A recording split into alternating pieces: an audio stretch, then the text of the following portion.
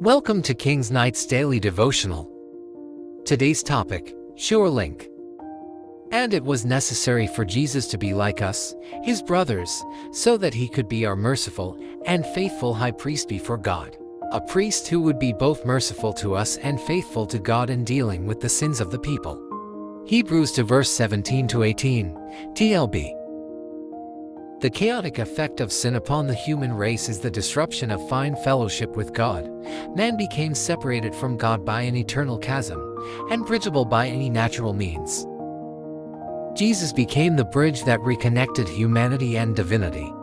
He, in the middle, became the balance of both sides. God can now reach us through Christ, and we can now reach God through Christ. This picture of Jesus as the bridge is a pattern for us to imbibe. We must be everything Jesus is. He is our safe and perfect example, and we can never be wrong following him. There are billions of people who are still separated from God. Our job as the church is to be the bridge between them and Christ by all means possible. Christ will then reconnect them to God.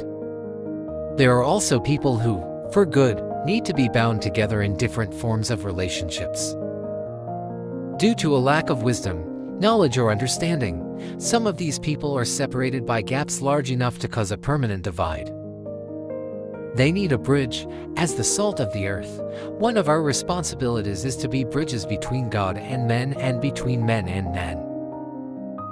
In our text, Jesus' priesthood was the delicate balance that opened the floodgate of mercy to us and, at the same time, was found faithful by God.